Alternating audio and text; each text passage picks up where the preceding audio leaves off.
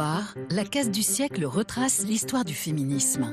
Revivez l'épopée de ces femmes visionnaires et déterminées qui, dès la Révolution française, se sont battues pour le droit de vote, le droit à l'éducation ou encore l'égalité dans le mariage. Certaines sont devenues des icônes, d'autres se sont battues dans l'ombre. Tout de suite, Simone, Louise, Olympe et les autres, la grande histoire des féministes. Première partie, Les pionnières, un film de Mathilde Damoiselle.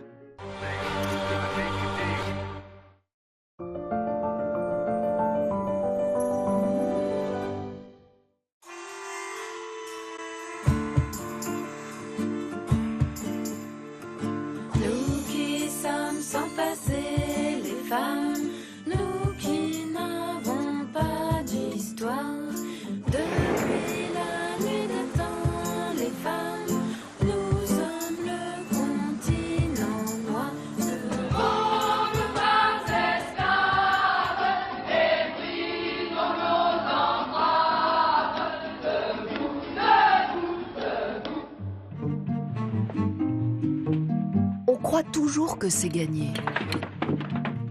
L'égalité entre les hommes et les femmes. Le droit de vote pour toutes. La contraception. Le droit d'avorter et de librement disposer de son corps. On croit trop souvent que les femmes n'ont plus de combat à mener. On a un peu oublié qu'aux femmes, rien n'est jamais acquis. Et que les féministes ont toujours leur mot à dire.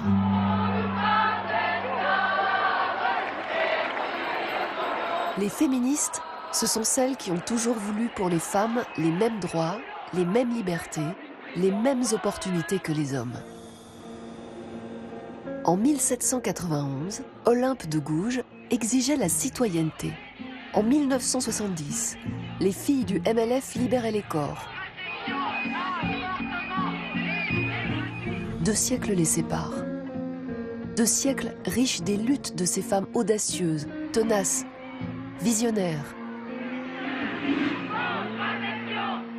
Des féministes qui ont bouleversé leur destin pour transformer la condition des femmes.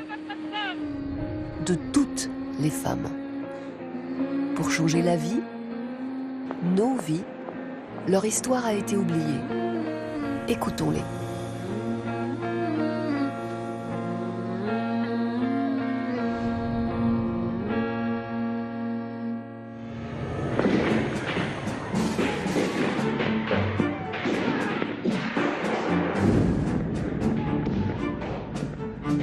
La Révolution française a ouvert une nouvelle ère, inédite dans l'histoire.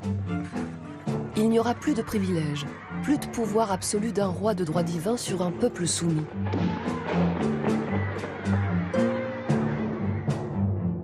Les hommes naissent et demeurent libres et égaux en droit, telle est sa promesse. Vaudra-t-elle pour les femmes ? Elles seront quelques-unes à poser cette question obstinément tout au long de ce siècle révolutionnaire qui s'annonce. La révolution libérera-t-elle les femmes ? La première d'entre toutes, Olympe de Gouges, veut le croire. Homme, es-tu capable d'être juste ? Dis-moi, qui t'a donné le droit d'opprimer mon sexe ? Ta force ? Tes talents ? Olympe de Gouges a cru aux promesses de la Révolution. Elle sait bien tout ce que les femmes ont à y gagner.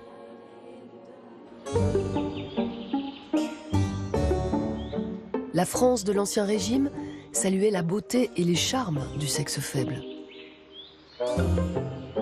Quelques-unes, aristocrates ou courtisanes, pouvaient bien conseiller les princes ou tenir salon. Les femmes demeuraient dominées, enfermées. Le mariage ou le couvent, reproduire ou servir, tel était leur unique horizon. Les femmes n'avaient aucun droit. On les disait de nature fragile et émotive, inférieures physiquement et intellectuellement, forcément soumises. Femme, Quelles que soient les barrières que l'on vous oppose, il est en votre pouvoir de vous en affranchir. Vous n'avez qu'à le vouloir. De la volonté et de l'audace, Olympe de Gouges en a eu plus que tout autre.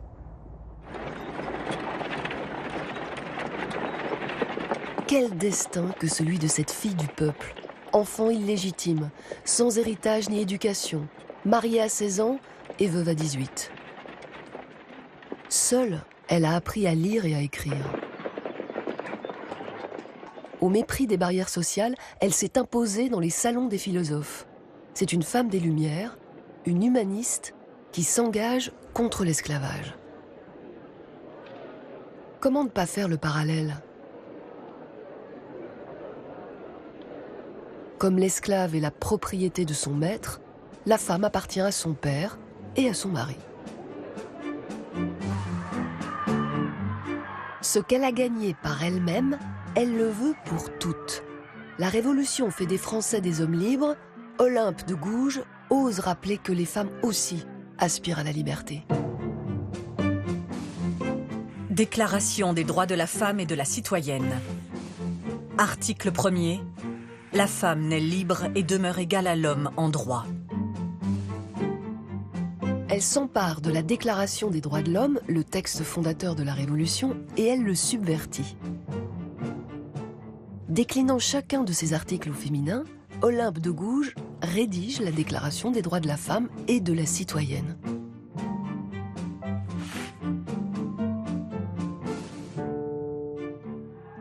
C'est un plaidoyer pour une véritable égalité de tous, hommes et femmes, devant la loi comme au sein de la famille. Une égalité qui ferait des femmes de pleines citoyennes, dotées des mêmes droits et des mêmes devoirs que les hommes. C'est le premier manifeste féministe, même si le terme reste à inventer.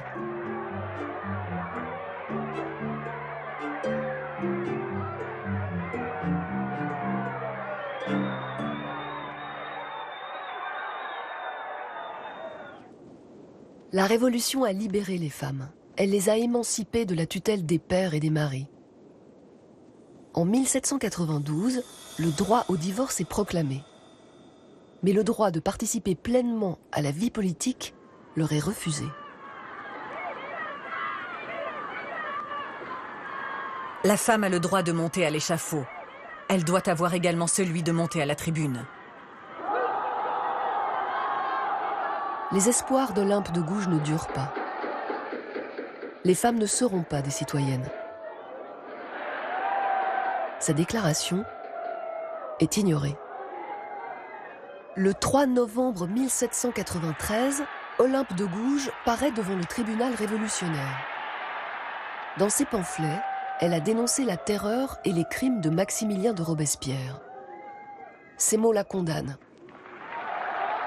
Elle est guillotinée le jour même. Elle n'a que 45 ans.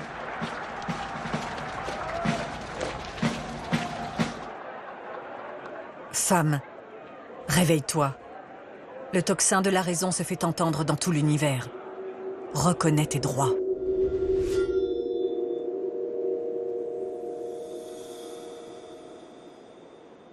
Qui entendra l'appel de la citoyenne de Gouges ?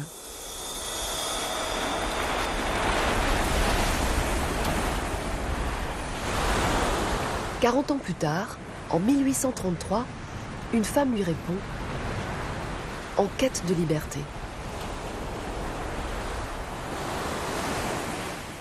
Seule à bord d'un voilier, elle traverse l'Atlantique, elle part au bout du monde, au Pérou, en fuite d'un mari violent contre qui elle n'a aucun droit. Cette femme se nomme Flora Tristan.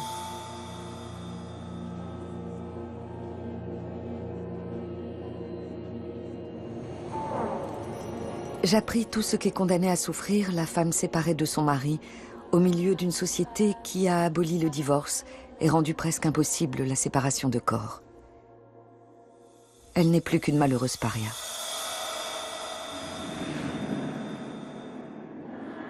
Les femmes ont tant perdu après la Révolution. Flora Tristan en paie le prix. Le droit au divorce, poison révolutionnaire a été aboli dès 1816 par la monarchie restaurée. Le Code civil, élaboré par Napoléon Ier, régit désormais et pour les siècles à venir la vie des Français et des Françaises. Il consacre l'infériorité des femmes. Il fait d'elles d'éternelles mineures. Les universités et les lycées leur sont interdits. Elles ne peuvent signer un contrat, toucher elles-mêmes leur salaire ou même voyager sans autorisation. Le devoir conjugal est une obligation légale, tout comme l'obéissance au mari.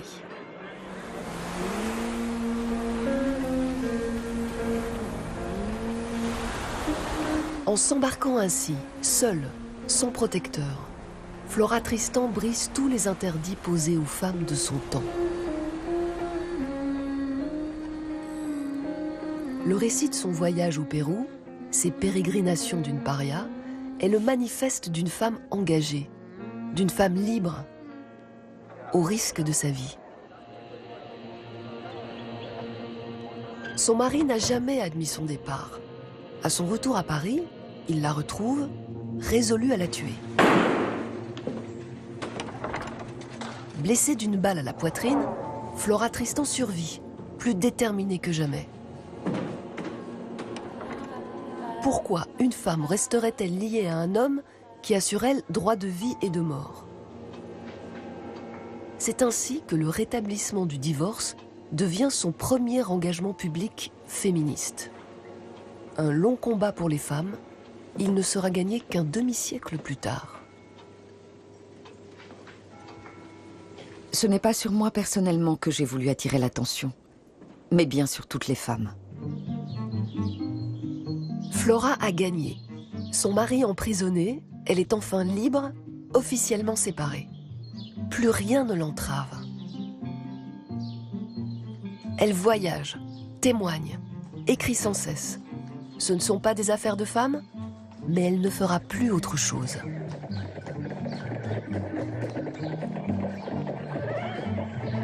Proche des premiers socialistes, elle s'inquiète du sort des plus faibles de son temps, ceux qui ne possèdent rien d'autre que leur force de travail, les prolétaires, la classe la plus nombreuse et la plus pauvre de France.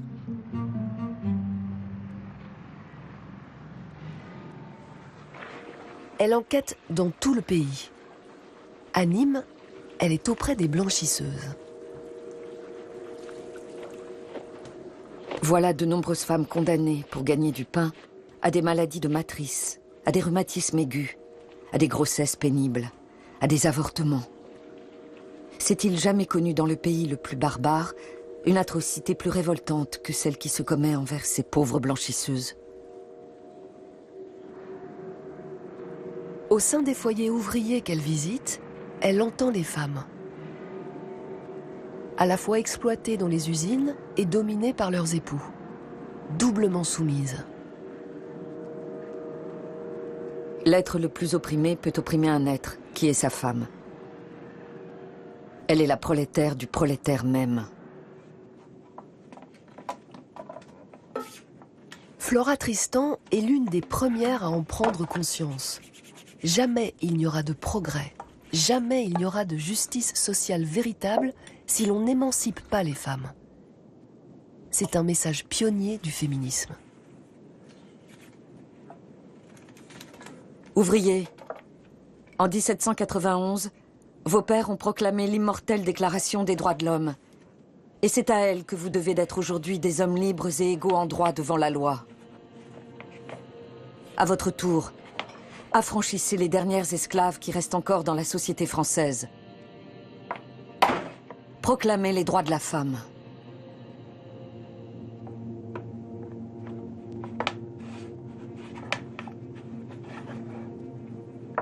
Partout, Flora Tristan défend l'émancipation des femmes. C'est un sacerdoce. Elle meurt d'épuisement sur sa route en 1844. Elle n'a que 41 ans.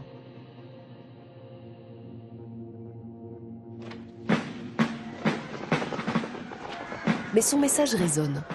D'autres femmes poursuivront son combat pour leurs droits, pour la liberté, l'égalité, la citoyenneté.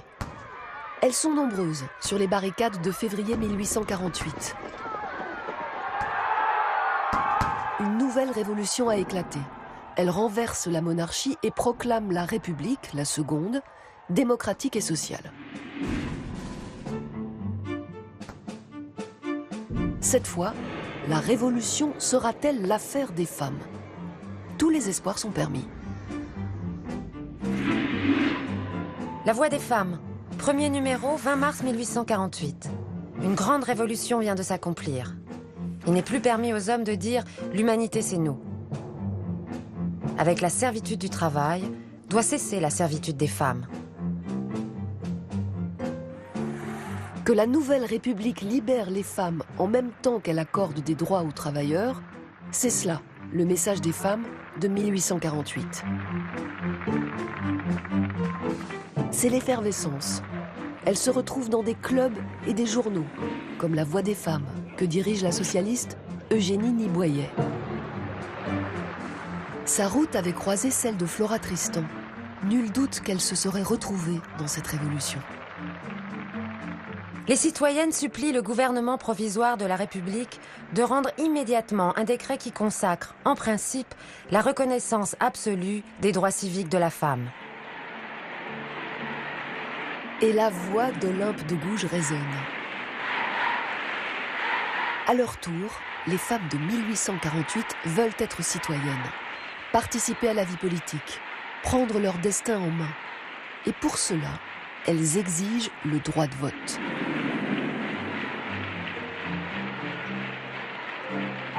La Nouvelle République a proclamé le suffrage universel.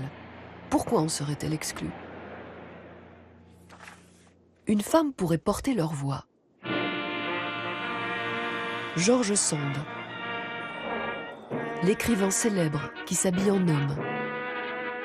Celle dont les livres racontent que le mariage est une prison pour les femmes et qui prône l'union libre. George Sand, l'intellectuelle influente qui soutient la République et qui conseille le pouvoir.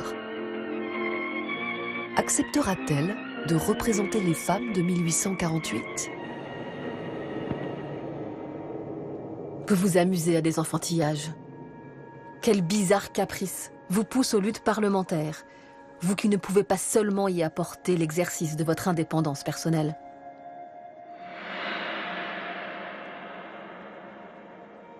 La réponse de George Sand est cinglante.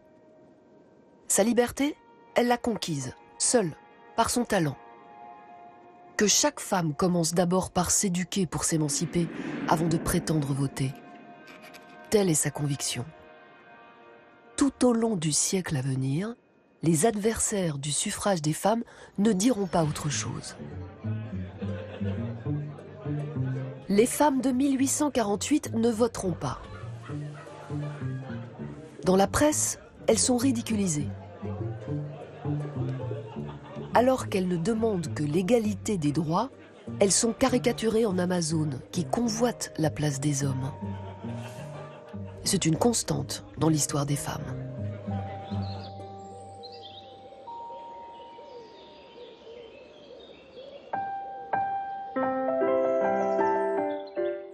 Une fois encore, les espoirs des femmes sont balayés.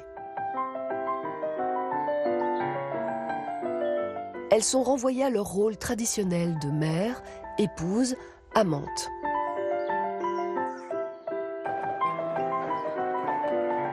Et la valse des régimes n'y change rien. Le Second Empire de Napoléon III a renversé la République, enterrant les acquis de la Révolution.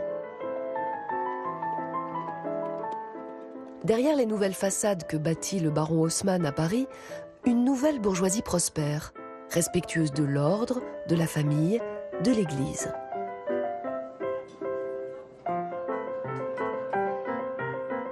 La mode est aux crinolines qui en pèsent les femmes, au luxe qui s'affiche dans les nouveaux grands magasins et dans les cabarets.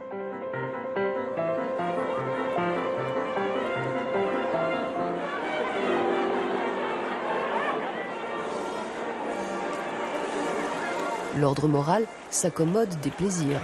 Le Paris impérial est la capitale de la prostitution. Les courtisanes règnent sur le demi-monde. Mais dans les quartiers populaires, ce sont les ouvrières, peu qualifiées, payées à la pièce, qui vendent leur corps pour subsister.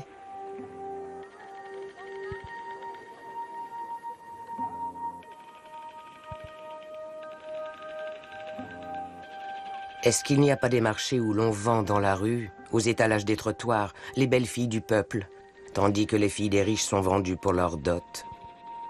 L'une, la prend qui veut. L'autre, on la donne à qui veut. La prostitution est la même. Depuis sa petite école de la butte Montmartre, l'institutrice Louise Michel est témoin de la condition des femmes sous le Second Empire. Et elle enrage. Les filles, élevées dans la niaiserie, sont désarmées tout exprès pour être trompées. C'est cela qu'on veut. Si l'égalité entre les deux sexes était reconnue, ce serait une fameuse brèche dans la bêtise humaine. Louise Michel, c'est tout ce qu'elle doit à sa mère, Marie-Anne, une simple servante qui l'a toujours encouragée à lire, à étudier, à découvrir. Se marier n'a jamais été son horizon. Louise Michel veut transmettre ce que sa mère lui a donné. Enseigner aux filles, c'est cela, son engagement féministe. Quelques progrès sont réalisés sous le Second Empire. Les filles ont désormais accès à l'école primaire et au secondaire. Quelques-unes passent même le baccalauréat. Mais à la plupart, on ne dispense que des cours de lecture, de couture ou de morale chrétienne. Louise Michel, elle, est subversive. Pour les filles, elle veut les mêmes cours que les garçons. Mathématiques, sciences et même éducation sexuelle. Chaque matin, elle leur fait chanter la Marseillaise, interdite sous le Second Empire. Les femmes ne doivent pas séparer leur cause de celle de l'humanité, mais faire partie militante de la grande armée révolutionnaire. Louise Michel est une anarchiste. Pour elle, ce n'est que la révolution qui émancipera les femmes et les hommes en créant une société nouvelle, égalitaire, sans domination des uns sur les autres.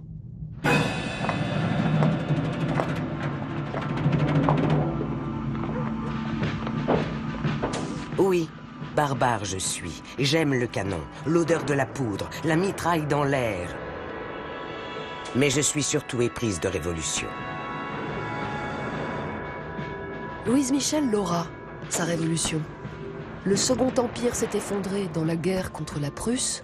Une troisième république a été proclamée, mais Paris, assiégé, affamé, se soulève une nouvelle fois.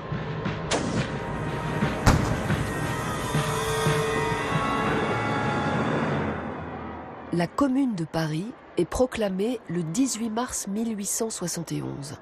Durant quelques semaines, la capitale invente une expérience révolutionnaire inédite. Louise Michel est en première ligne, sur les barricades et dans son école, où elle organise une cantine gratuite. La légende de la Vierge Rouge de Montmartre s'écrit.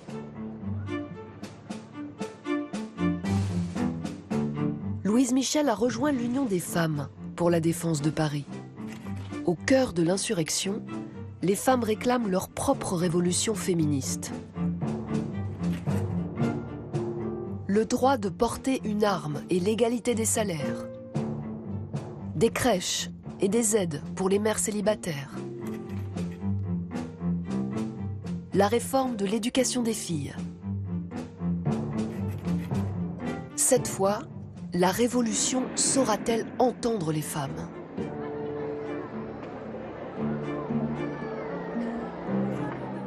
Et bien que certaines reprochent aux leaders de la Commune de ne pas en faire assez, elles obtiennent des victoires. La prostitution est abolie, l'union libre est reconnue, la femme ne sera plus la propriété de l'homme. Nous sommes pas mal de révoltés. Prenons tout simplement notre place à la lutte sans la demander. Il ne faudra qu'une semaine de mai, une semaine sanglante, pour que la Troisième République conservatrice mate la rébellion parisienne. C'est un massacre. 20 000 hommes, femmes et enfants sont tués à Paris. Et comme toujours, comme après chaque révolution, les espoirs des femmes s'effondrent. Louise et ses camarades se sont battus, les armes à la main, jusqu'au bout. À leur procès, on les traite de pétroleuses, d'institutrices déclassées, de laiderons furibonds.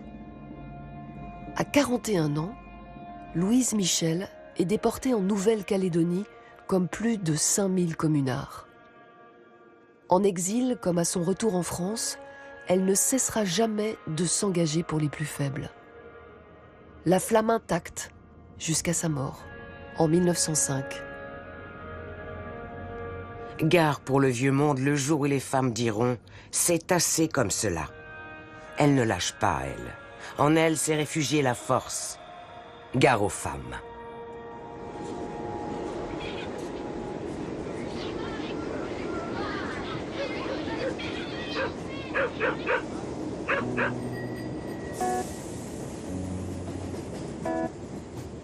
Le temps des révolutions est passé. La Commune aura été la dernière. Sur ses cendres, la Troisième République s'installe pour durer. Bientôt, elle garantit la liberté de la presse, le droit de grève et de réunion. La France est apaisée et renoue avec la démocratie, mais les femmes, toujours et encore, en sont exclues.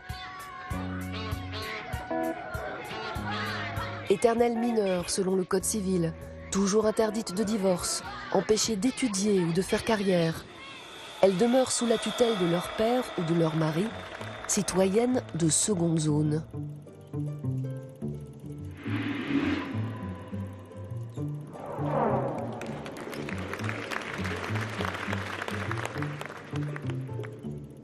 Nous comptons moins que rien dans l'État. L'homme qui joint le plus de sottises au plus d'ignorance compte plus en France que la femme la plus instruite. Il peut nommer ses législateurs, la femme ne le peut pas. Elle est un être à part, qui naît avec beaucoup de devoirs et pas de droits.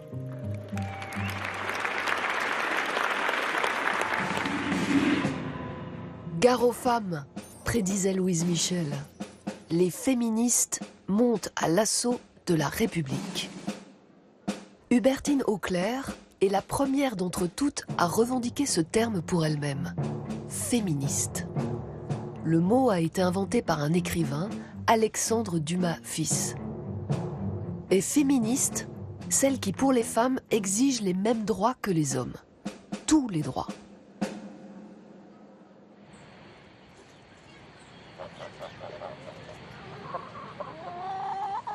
Hubertine Auclair est une enfant de la Révolution, née en 1848 dans une famille de républicains convaincus. Elle y fait très tôt l'expérience de la solidarité entre femmes. Dans leur ferme de l'Allier, sa mère défie les convenances et accueille celles que tous condamnent. Les mères célibataires, les filles-mères comme on dit, souvent forcées d'abandonner leurs enfants. L'assistance publique recueille alors plus de 15 000 nouveau-nés par an. Ma mère développa en moi le germe de la rébellion et de l'indépendance. La brutalité de l'homme envers la femme, dont mon enfance avait été épouvantée, m'a de bonne heure déterminée à revendiquer pour mon sexe l'indépendance et la considération.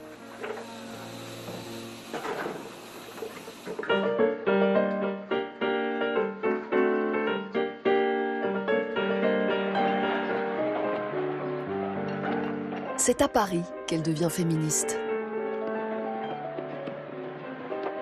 Elle a rejoint un journal, Le Droit des femmes, que dirigent deux journalistes républicains et francs-maçons, Léon Richer et Maria de Rem.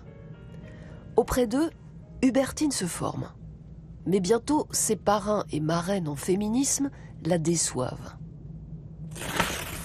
Léon Richer et Maria de Rheims sont réformistes. Ils défendent l'éducation et le travail des femmes, mais ils ne croient pas encore au suffrage féminin. Comme George Sand dans son temps, ils jugent les Françaises trop soumises, trop ignorantes, trop conservatrices pour voter. Argument inacceptable pour Hubertine Auclert. Elle est décidée à écrire une nouvelle page de l'histoire des femmes. Le féminisme qu'elle revendique est un féminisme intégral. Pour les femmes, elle demande le droit absolu, ici et maintenant. Les droits civils, comme l'éducation, l'égalité dans le mariage et le divorce, mais aussi et surtout les droits politiques. À ses yeux, le droit de vote est la clé de voûte de tous les autres. Il y a trop longtemps qu'on fait espérer aux femmes une condition sociale égale à celle de l'homme. Comptons donc sur nous-mêmes pour nous affranchir. N'abandonnons pas nos revendications. Un jour, elle annonce par voie de presse qu'elle ne paiera plus ses impôts tant que les femmes ne voteront pas. Avec sa Ligue pour le suffrage des femmes, elle manifeste en 1885, place de la Bastille. Pour la première fois, la cause féministe et uniquement féministe descend dans la rue.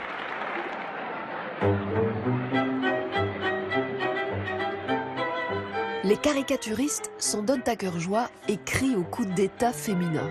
C'est une vieille rengaine. Quand les unes disent égalité, certains ne veulent entendre que guerre des sexes.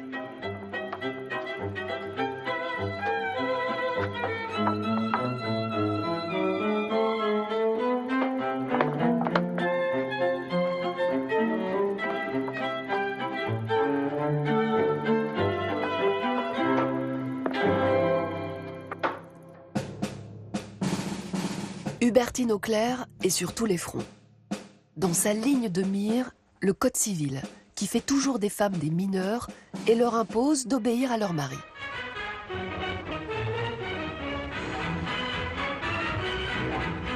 Rapport de police. Mademoiselle Hubertine Auclert a prononcé dans la salle des mariages les paroles suivantes.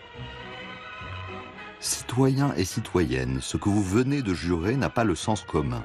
La femme étant l'égale de l'homme ne lui doit pas obéissance. Je vous félicite cependant de ne pas aller à l'église, c'est de l'intelligence de votre part. Invitée au repas, la demoiselle Auclert a accepté.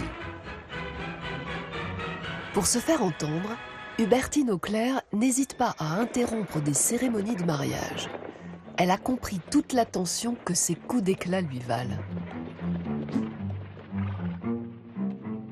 Sans appareil ni parti, elle impose la cause des femmes dans le débat public.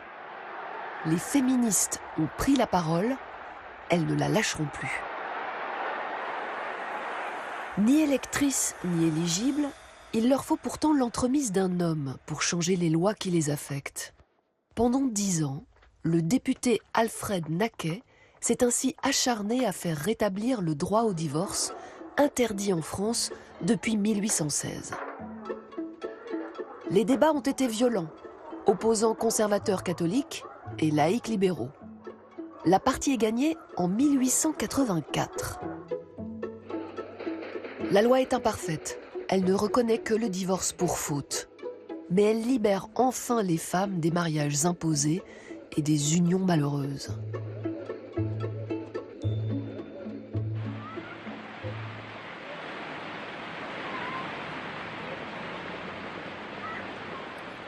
La France connaît sa belle époque et le féminisme, un âge d'or. Les Françaises ne sont pas seules. Américaines, anglaises, allemandes, italiennes, les femmes partout réclament leurs droits civils et politiques. Elles se retrouvent lors de grands congrès internationaux. En 1896, le rendez-vous est à Paris. L'événement fait suffisamment de bruit pour que Le Figaro y envoie une journaliste, Marguerite Durand. Elle est sommée de ramener un papier ironique. Ce fut avec l'espoir de m'amuser beaucoup des plaisanteries de ces messieurs et de l'émoi des bonnes dames qui devaient en être l'objet que je me dirigeais vers le Congrès féministe international. J'en revins dans des dispositions très différentes.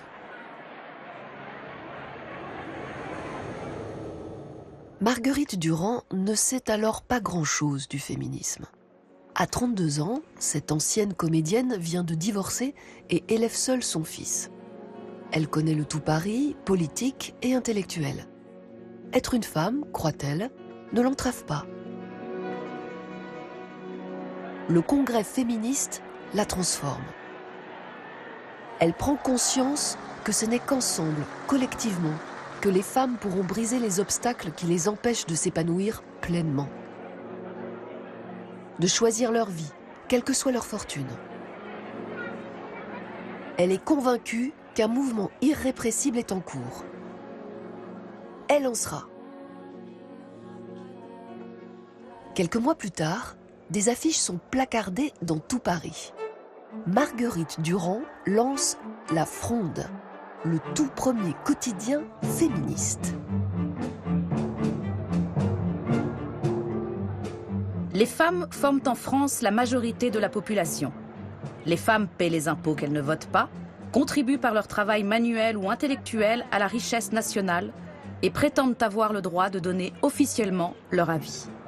La Fronde, journal féminin et féministe, sera l'écho fidèle de leurs approbations, de leurs critiques, de leurs justes revendications. Rédaction, reportage, secrétariat, impression. Le journal est entièrement fabriqué par des femmes. C'est une première. Ce n'est qu'ainsi que la Fronde portera sans filtre la voix des femmes. Si un seul homme eût fait partie de la maison, même dans l'administration, on eût dit que le journal était fait par des hommes.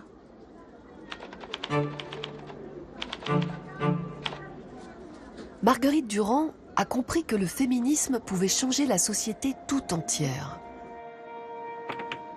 Le travail des femmes est au cœur de ses préoccupations. Les femmes représentent plus du tiers de la population active, mais elles sont toujours payées moitié moins que les hommes.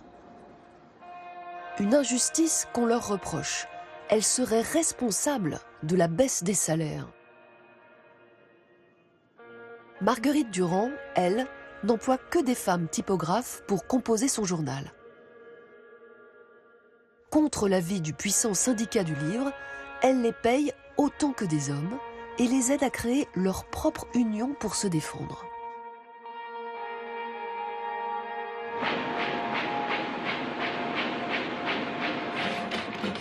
Avec ses 50 000 exemplaires quotidiens, La Fronde pèse dans le débat. Le journal est ainsi aux côtés de Jeanne Chauvin en 1900, quand elle gagne le droit de s'inscrire au barreau de Paris, devenant la première avocate française. Défendre l'accès des femmes à l'instruction et à toutes les professions, c'est le grand cheval de bataille de La Fronde. Journalisme, droit, beaux-arts, enseignement. Progressivement, quelques bastions masculins s'entr'ouvrent aux femmes. Mais qui va garder les enfants ?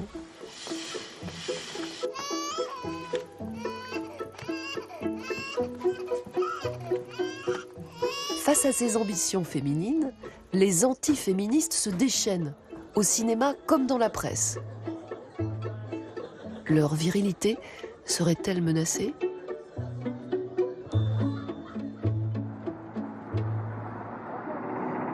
C'est un combat quotidien que les femmes doivent mener pour forcer les portes fermées, pour s'imposer partout où on les refuse.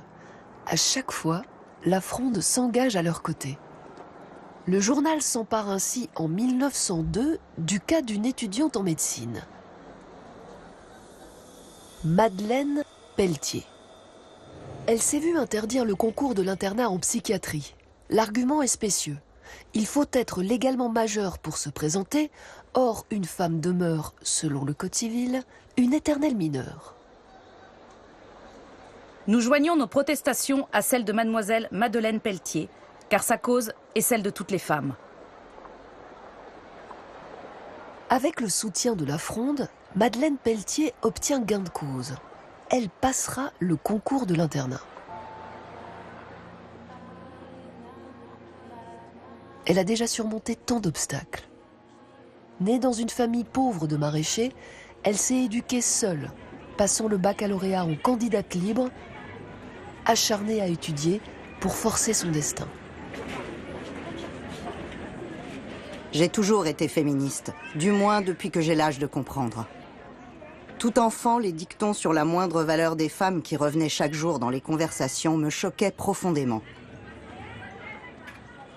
Lorsque dans mon ambition puérile, la tête farcie de récits d'histoire de France, je disais que je voulais être un grand général, ma mère me rabrouait d'un ton sec. Les femmes ne sont pas militaires, elles ne sont rien du tout. Elles se marient, font la cuisine et élèvent leurs enfants.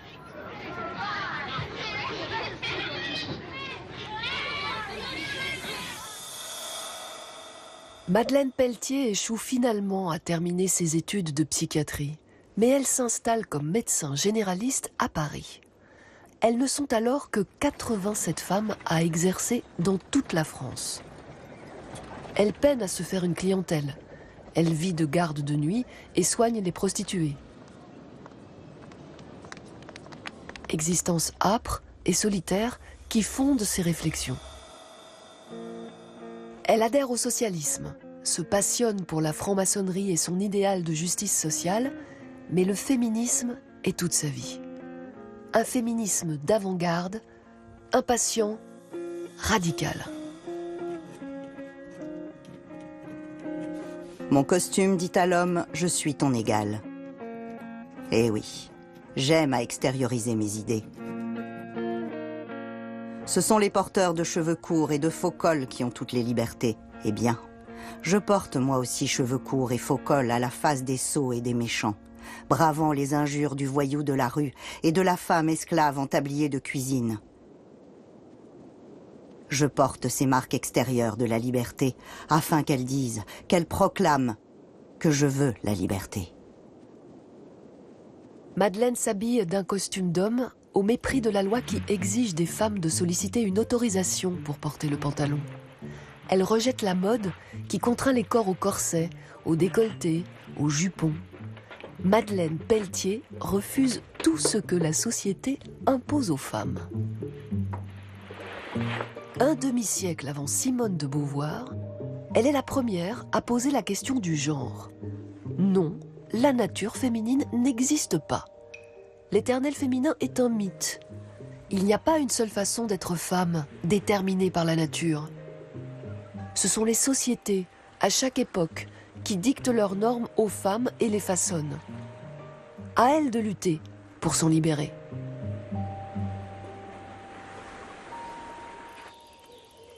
Madeleine Pelletier rêve d'une société qui abolirait les différences entre les femmes et les hommes, d'une égalité absolue, de la fin du mariage, d'une liberté sexuelle sans entrave. Je suis pour que tout, lumière, pouvoir, bien-être, soit accessible à tous et que le plus digne soit à la plus haute place. Je n'ai pas l'air d'une asservie, comme les autres femmes. Évidemment, je suis née plusieurs siècles trop tôt. Madeleine Pelletier se sent en marge par rapport aux féministes de son temps. Elle les juge trop conciliantes, appliquées à gagner légalement quelques droits. Les progrès du féminisme sont lents, très lents. Les revendications des femmes de 1789 sont en tout point semblables à celles des femmes de nos jours. En revanche, Hubertine Auclair lui plaît.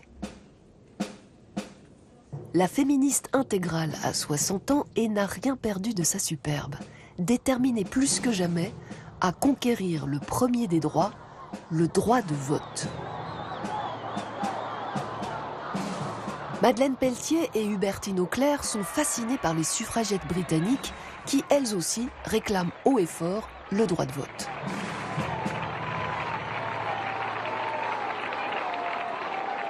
Les suffragettes sont nombreuses, disciplinées, totalement engagées, spectaculaires.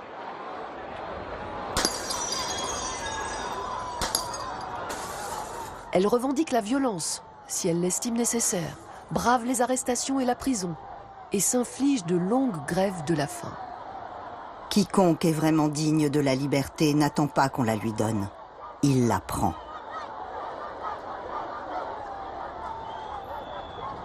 Que les féministes françaises paraissent timorées en comparaison, Madeleine Pelletier et Hubertine Auclert n'en peuvent plus d'attendre. Elles passent à l'action aux élections de 1908. Fortes d'une petite armée de 50 militantes, elles partent à l'assaut des bureaux de vote. Hubertine renverse une urne électorale. Madeleine brise une fenêtre d'un jet de pavé. Elles sont arrêtées, mais peu leur importe. On les entend. Le mouvement prend de l'ampleur. Madeleine Pelletier a convaincu le Parti socialiste dont elle est membre de présenter en toute illégalité des femmes aux élections municipales de 1910. Depuis que la Fronde a fait faillite, Marguerite Durand s'est engagée dans la cause. Accompagnée de sa lionne domestique, elle est candidate.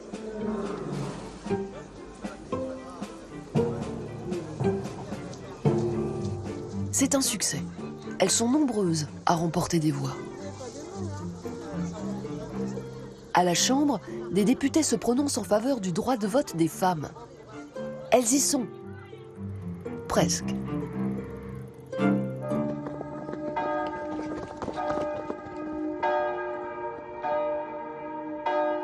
La Grande Guerre va tout arrêter. Face à l'Allemagne, l'heure est à l'union sacrée. La cause des femmes s'efface. Madeleine Pelletier, indifférente à la fièvre patriotique, enrage. Tous collaborent. Et chez les féministes, les revendications cèdent à un verbiage nationaliste. Les femmes sont sommées de prendre leur part au sacrifice national. En masse, elles sont appelées à remplacer les mobilisés. 3,5 millions d'hommes sont partis au front. Dans les usines d'armement, les munitionnettes sont mises à l'honneur. Chez Citroën, une crèche est même ouverte. Des munitions et des bébés, voilà l'effort de guerre que l'on attend des femmes à l'arrière.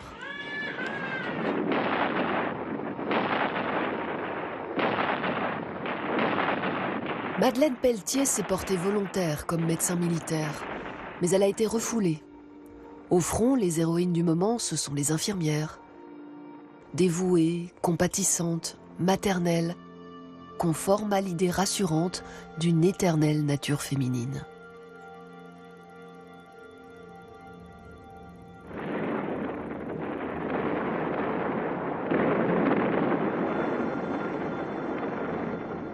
Elles sont rares, les voix dissonantes.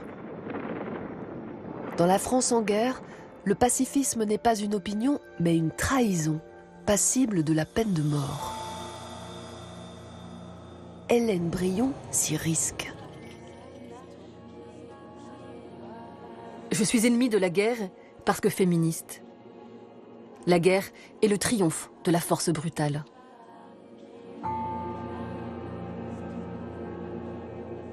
Hélène Brion est une féministe radicale, complice des combats d'avant-guerre d'Hubertine Auclert et de Madeleine Pelletier. Institutrice en banlieue parisienne, elle est aussi militante à la CGT, qui prône une ligne pacifiste.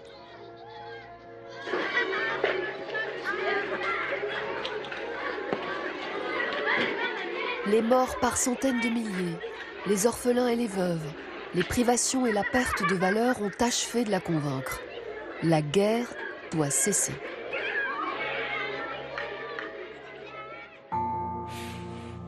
Rapport de police.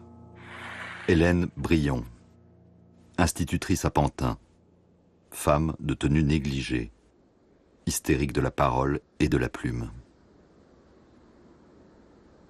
Pour quelques tracts pacifistes, Hélène Brion est arrêtée, emprisonnée et jugée par un tribunal militaire.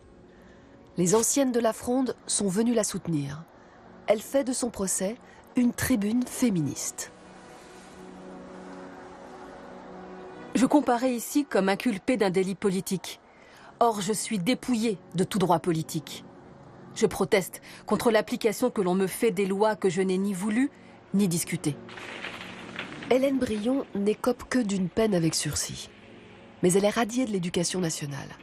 Elle va alors se consacrer à l'œuvre de toute sa vie, son encyclopédie féministe.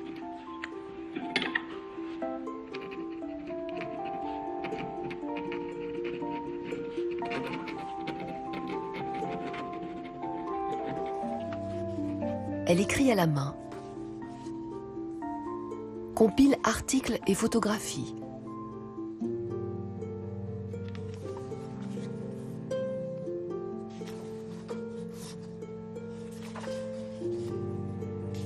Olympe de Gouges, Flora Tristan, les femmes de 1848. Elle retrouve la trace des pionnières et consigne les exploits de ses contemporaines.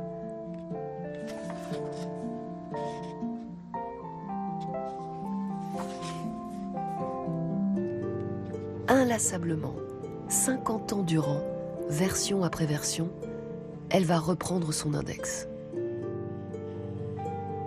J'ai commis une lourde faute dans ce bouquin, en répertoriant les femmes au nom de leur mari ou de leur père. Je me suis aperçue bien vite que le seul nom qui soit personnel à la femme est son prénom. Hélène Brion sait bien que c'est aux femmes d'écrire leur histoire, de rappeler leurs combats, de revendiquer leur victoire.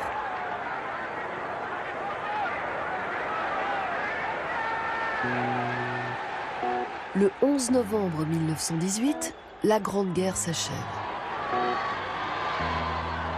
1,5 million de soldats sont morts. Une génération d'hommes sacrifiés, mutilés, défigurés.